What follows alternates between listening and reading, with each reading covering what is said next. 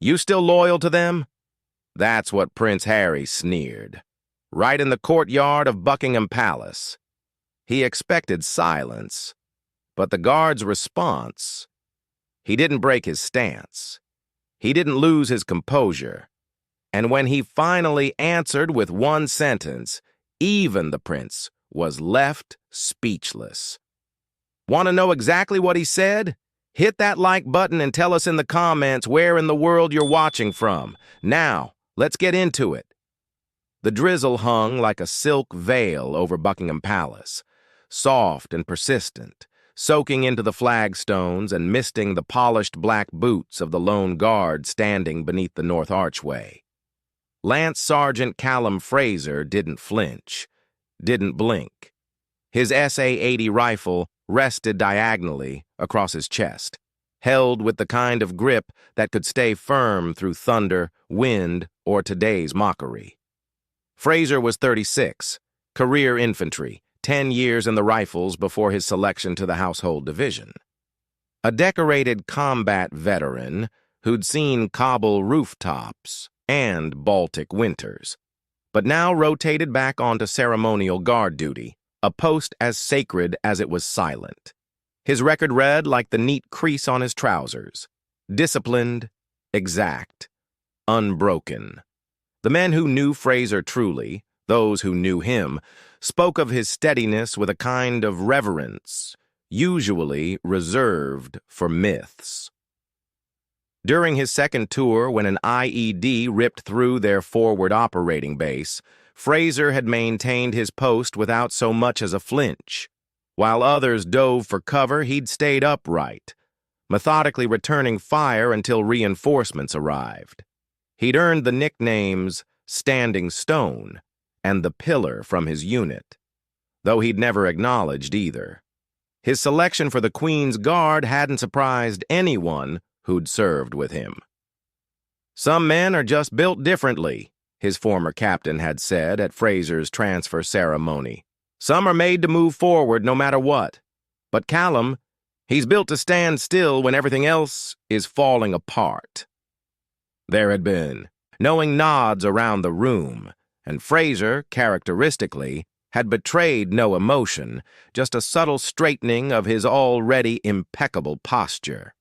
That same stillness now defined his days at the palace: morning drills, afternoon rotations, evening protocols, the precise angles of arms and shoulders, the measured distance between boots on stone, the perfect symmetry of movement followed by the perfect absence of it. Some guards found the ceremonial post maddening after combat deployment. Fraser found a different kind of purpose in it, the living embodiment of something permanent in an age that valued little beyond the temporary. The courtyard was closed to the public for the morning. Some quiet diplomatic briefing inside, a few VIPs moving in and out through restricted access. The usual fanfare of changing the guard wouldn't happen today, but the guards remained, always. Fraser stood alone in the archway, a solitary silhouette in scarlet, barely shifting even as rain traced down the edge of his bare skin and pulled quietly at his heels. Then came the car. A sleek black Jaguar curved in from the palace gate and rolled to a gentle stop. No outriders, no fuss, just tinted windows and low clearance. From the passenger side, a familiar figure stepped out, adjusting his collar against the damp. Prince Harry. There was no mistaking him. Tall, ginger-bearded, expensive coat flaring slightly as he stepped onto the courtyard stones. He walked with the kind of stride that tried too hard not to care. Behind him, a single aide with a clipboard and an uncertain expression trailed at a respectful distance. Harry's eyes drifted across the square, expression flat, until they landed on Fraser. For a brief moment, his brow twitched. Recognition, resentment. It passed too quickly to read. He didn't nod, didn't smile. He muttered to the aide without slowing, "Still running this charade, are they?" The aide didn't respond, just looked straight ahead, careful not to engage.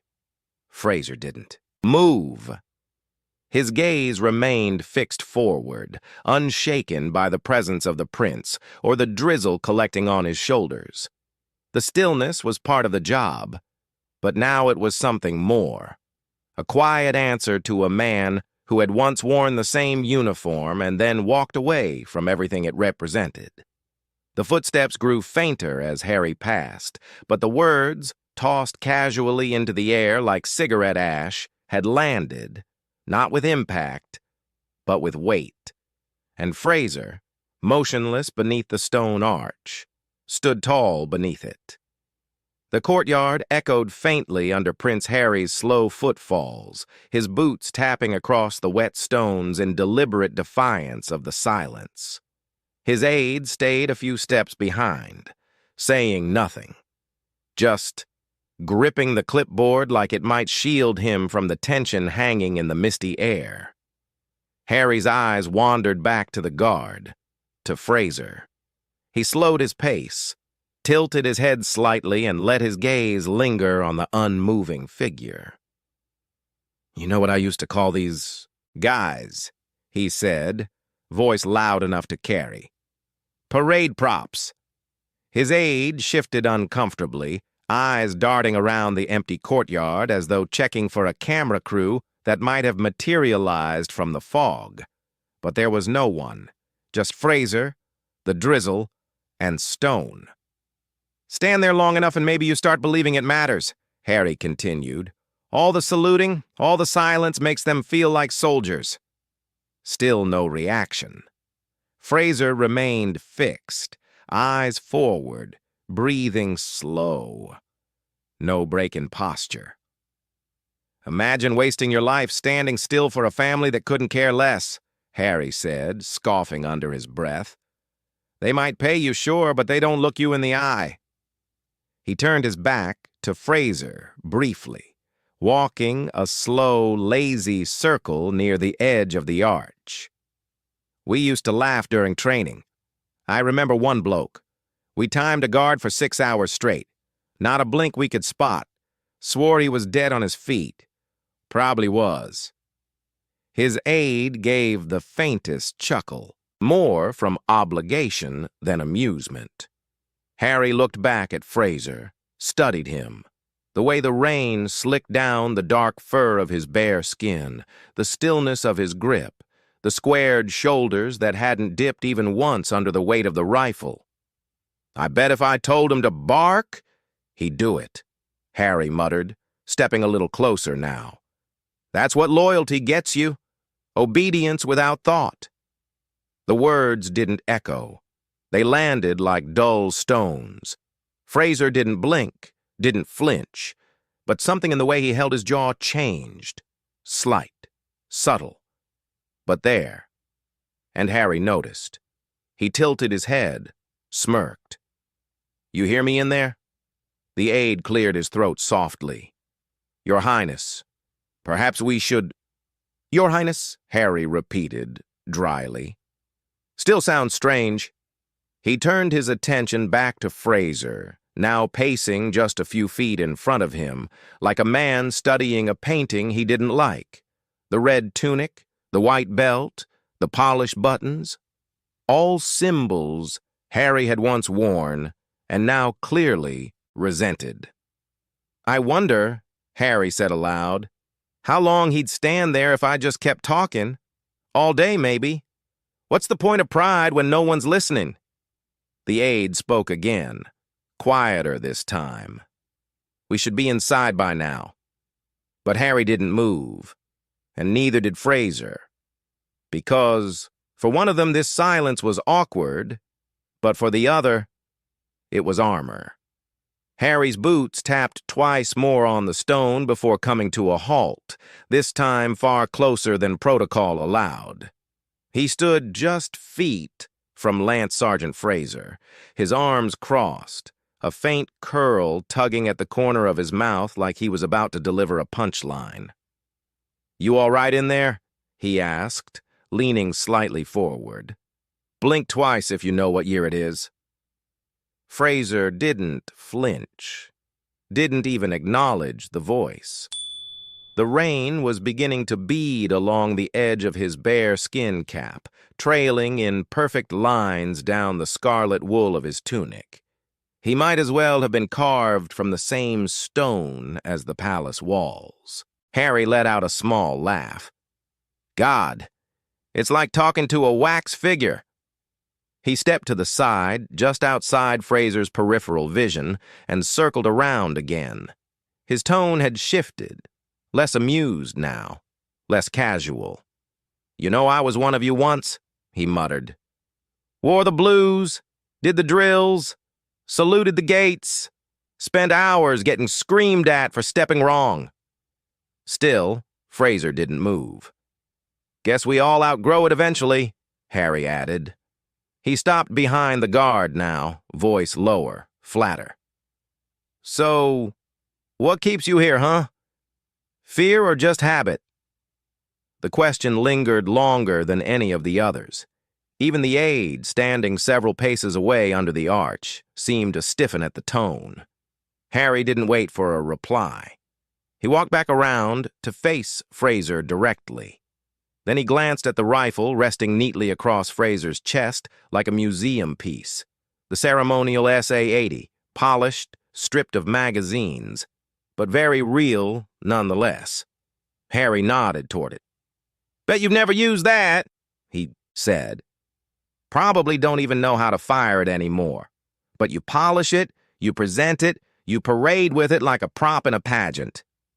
Fraser's jaw shifted almost imperceptibly, a small motion, barely even a twitch. But Harry saw it, and that was enough. You're not a soldier, Harry said, his voice turning sharp. You're a mannequin with benefits. He took a step closer, his shadow now falling across the bright red tunic. You think this means something? This uniform? It's theater. It's dress up. You're standing in the rain to protect a flag no one salutes anymore, for a crown that doesn't even call you by name.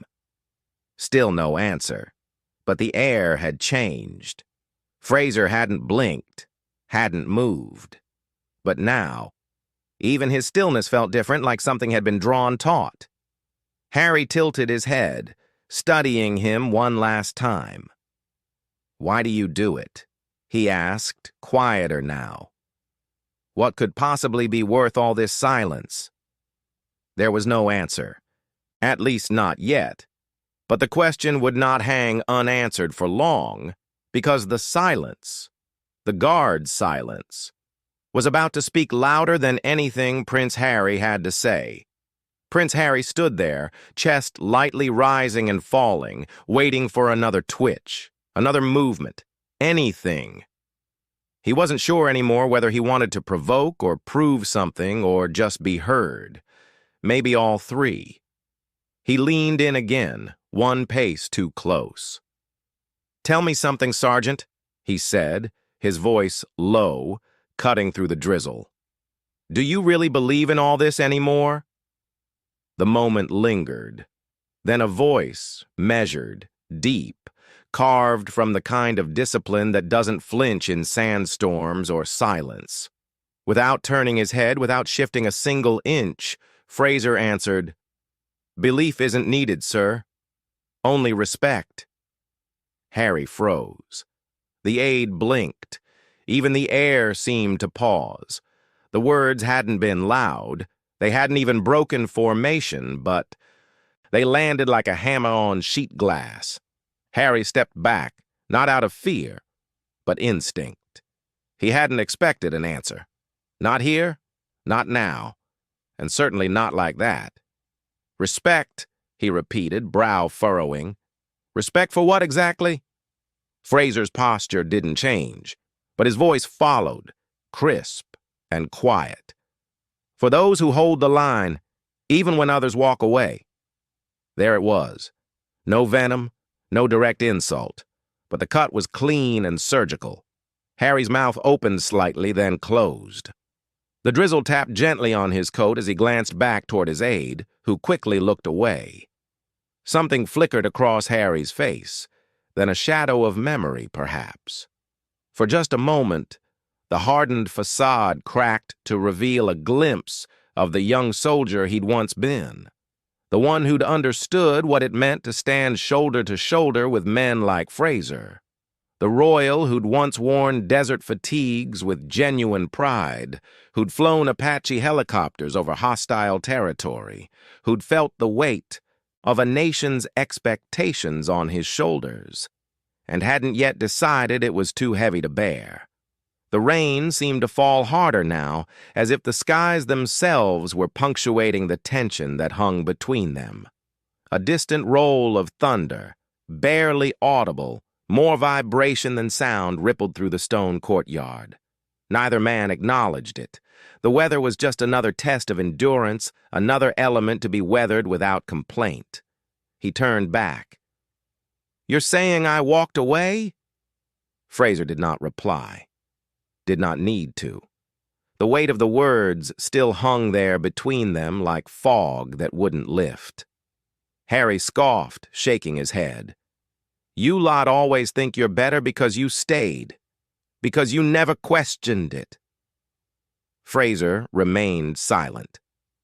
"I did more in one tour of Afghanistan than most of you have done your whole careers," Harry added, louder now, bitterness leaking through. "And you call that walking away?" Still nothing. But that silence, intentional now, surgical, was its own kind of reply. Harry's tone turned defensive. "You think I don't understand sacrifice?" At last, Fraser replied again, his voice just above the sound of falling rain. "Sacrifice doesn't end when you step off the battlefield, sir. Sometimes it begins after." It wasn't a confrontation. It wasn't loud, but it hit like a mortar. Harry exhaled slowly, his expression darkening. "You're very clever, Sergeant," he said.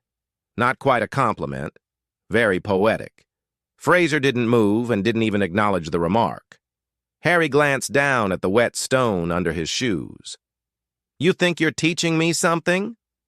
Fraser said nothing, but his discipline, his silence, was louder than any retort. For the first time since the exchange began, Harry didn't seem sure of what to say next. And that shift, subtle though it was, could be felt all the way to the aide under the arch, who now stared at Fraser like he was seeing him for the first time. Because, for all the years Harry had spent in uniform, he had forgotten what it looked like when a soldier stood his ground, not with weapons, not with anger, but with quiet, unshakable conviction. The silence settled again, thicker now, like a blanket of fog that wouldn't lift.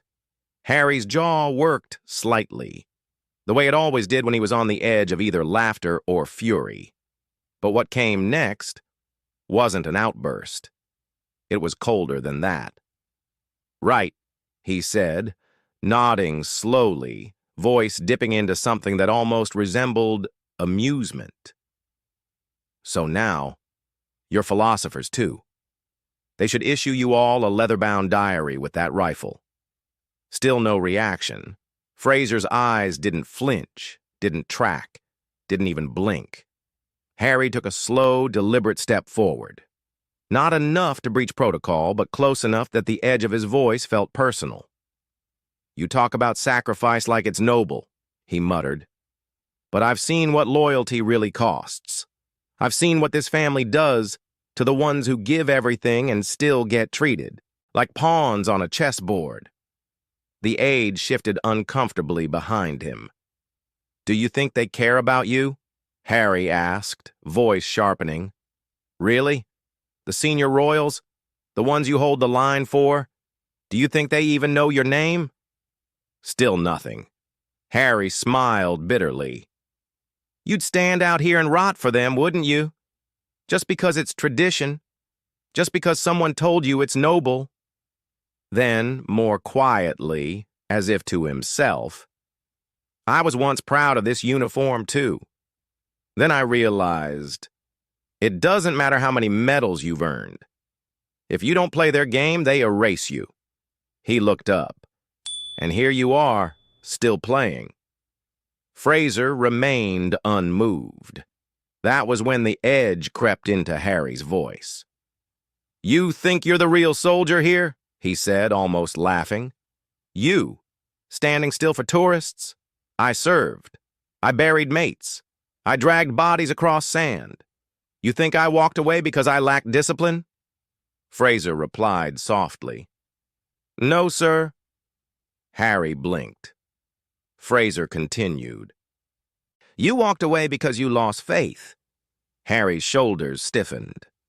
"But discipline," Fraser said, eyes still locked forward, "doesn't need faith. It just needs purpose." The words were velvet-covered blades. "You think I lost purpose?" Harry snapped. "I think," Fraser replied evenly. "You've mistaken disillusionment for clarity." The aide gave a visible flinch at that one. Harry stared at the guard, expression unreadable. He opened his mouth, then closed it again. Something in Fraser's tone had landed deeper than expected. "This job," Fraser continued, "isn't about believing in fairy tales. It's about being a barrier between chaos and order, between threat and peace. You knew that once."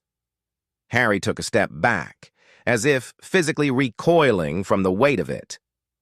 "You think standing here makes you noble?" he asked. "You think silence is strength?" Fraser didn't answer that. He didn't need to, because the weight of that silence, undaunted, unbroken, unshaken, was starting to feel like a wall Harry couldn't get through. A wall he hadn't realized still existed inside these walls, and it was built of something he hadn't seen in a long time.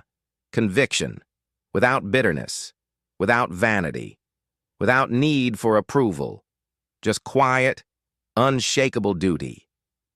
Harry looked down, rain sliding off the bridge of his nose, then softly, as if confessing to no one.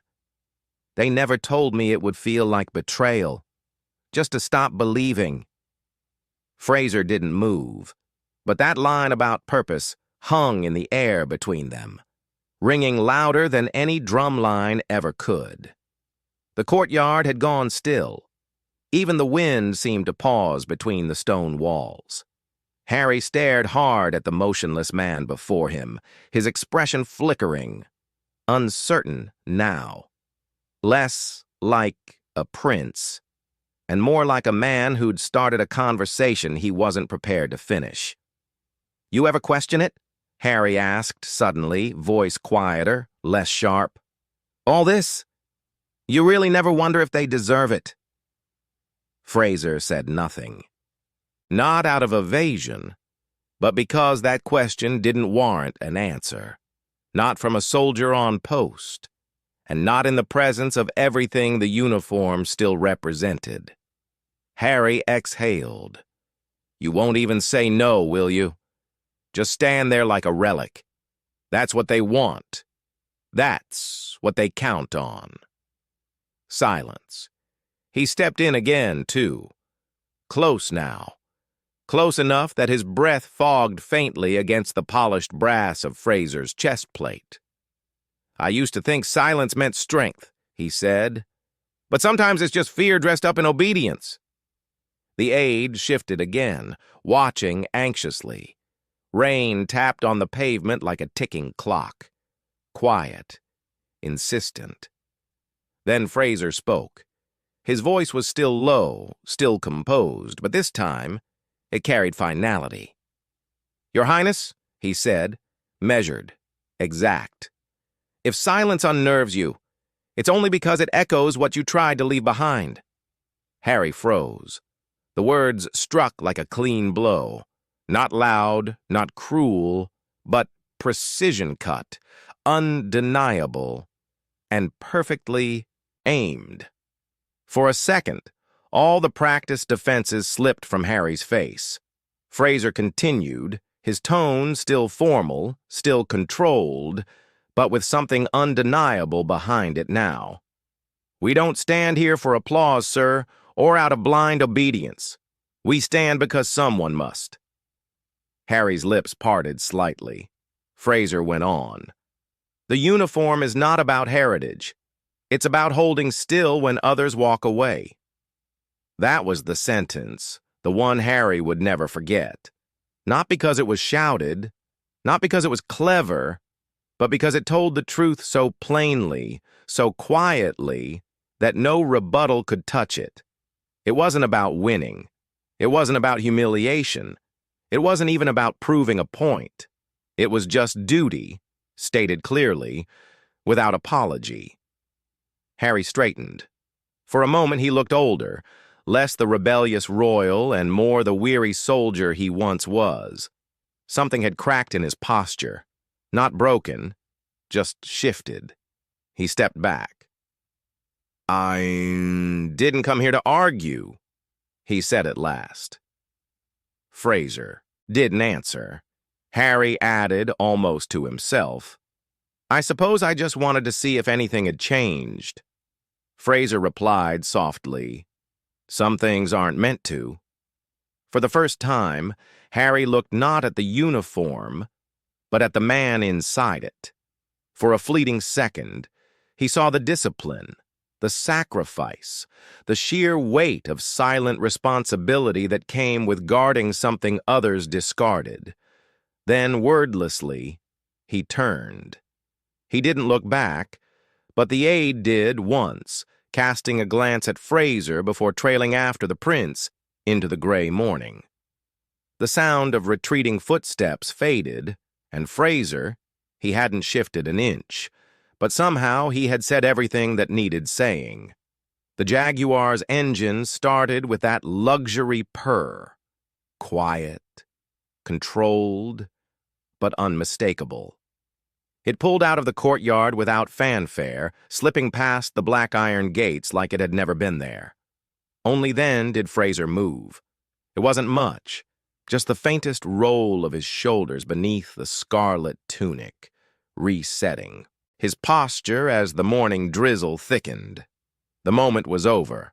The courtyard was quiet again, and the duty remained, but not everyone had left. The aide, Harry's aide, lingered back for a beat too long. Mid-30s, well-groomed, the type used to blending in behind someone else's title. But now, he stood alone, watching Fraser with something new behind his eyes. He stepped forward only to the rope line, respectful of the distance. "Sergeant," he said carefully, voice low. Fraser didn't look at him, but the subtle dip of his chin showed he was listening. "I know it's not my place," the aide continued. "But back there, I think he needed to hear it." No reply. "Not because he'll change. He won't. But maybe he'll remember what it felt like to face someone who didn't flinch." Still nothing from Fraser. But he didn't need to reply. That stillness, its own kind of reply, held steady in the air between them. The aide hesitated. "For what it's worth, I'm sorry about the way he spoke to you." Fraser's voice came low, steady, unmistakably kind beneath its professional edge. "He spoke to the uniform, not to me." The aide blinked, and just like that, he understood. Fraser hadn't taken it personally, because there was no person standing there, not in the way Harry wanted. There was only the post, the uniform, the service. That was what had unsettled the prince. Not anger, not ego, but conviction. The aide gave a small nod, almost a bow, though he caught himself, then turned and made his way back across the courtyard. Fraser resumed his posture, rifle upright, eyes ahead, reins streaking clean lines down the polished black of his bare skin. The palace had a way of making time feel different, slower, more deliberate, as if the very seconds were measured by a different clock. Fraser had learned to inhabit that time, to find comfort in its steady rhythm. In a world of constant motion, of screens and notifications and endless distraction, there was something almost rebellious about this kind of stillness. This act of standing motionless as the world spun madly around you. That stillness was what the tourists came to see, though they rarely understood it. They saw the uniform, the precision, the spectacle. They didn't see the discipline beneath, the hours of training, the burn in motionless limbs, the mental endurance it took to shut out discomfort and distraction, to stand regardless. From Fraser's fixed position, he could see the palace in fragments. The corner of a window, the edge of a stone facade, the distant flutter of the royal standard against gray clouds. He didn't need to move his eyes to take it in. After hundreds of hours at this post, the palace lived in his peripheral vision like a permanent shadow.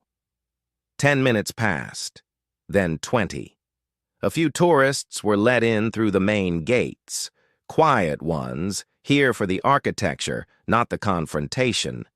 They didn't know what had happened earlier. They didn't need to. But one man did. An older gentleman, standing by the inner barrier with a cane and a pale gray trilby tucked under one arm. He wore a dark wool coat and a row of medals on his breast that hadn't seen sunlight in a long time. He didn't speak, didn't wave, just raised a single-gloved hand to his temple and offered a slow, textbook salute. Fraser didn't respond. He couldn't. But something about the way he stood in that moment, just a breath deeper, just a hair more anchored, made it clear he'd seen it, felt it, and accepted it. Behind the veteran, a boy, maybe 9 or 10, watched, wide-eyed. "Is he a real soldier?" the boy whispered to his mom. She nodded gently. "The realest kind." The boy stepped forward, standing next to the veteran now. He didn't salute, didn't know how, but he straightened his shoulders, lifted his chin, and stood tall. For a few seconds, he mimicked Fraser's exact posture. The veteran smiled quietly. Didn't correct him. Didn't need to. Sometimes you teach by standing still. Sometimes that's enough. Across London, the news cycle churned on. Headlines flashed across screens. Politics, scandals, celebrity gossip, the usual noise. But here in this quiet corner of the palace courtyard, something timeless was unfolding, the kind of moment that doesn't make headlines, but makes a difference. Each hour, the rain would ease, then return. The sky would brighten, then darken again. Tourists would come and go in waves, their phones raised in unison, like some modern salute to the spectacle before them. And through it all, Lance Sergeant Callum Fraser stood his post. Every so often, someone in the crowd would ask questions, whispered curiosities about how long the guards stand, whether they ever speak, what happens if there's an emergency. The more respectful visitors would listen to the tour guide's answers with genuine interest. The less respectful would try to provoke a reaction, testing the limits of discipline with silly faces or crude gestures. Fraser saw it all, heard it all, and remained unmoved. Because that was the point. Not the uniform, not the ritual, not even the tradition, but the unshakable certainty that some things will hold firm regardless of circumstance. That against the shifting tides of politics and opinion, of royal favor and public sentiment, there are still men and women who simply do their duty without needing praise, without craving attention, just standing firm. Have you ever underestimated someone just because they stood silent? And what would you have said if you were in that courtyard, watching it unfold? Do you think Prince Harry deserved that one-line reminder? Or did he earn something stronger? Drop your answers in the comments. We read every single one. If this story made you pause, made you think, or reminded you of what real respect looks like, hit that like button, subscribe to the channel, and tap the bell so you never miss tomorrow's upload. And if you know someone who still thinks royal guards just march and pose, share this video with them. Let them see what quiet loyalty truly sounds like. Our other Royal Guard stories should be popping up on your screen right now. Watch those next, and we'll see you tomorrow, same time, with another story that proves silence often speaks loudest.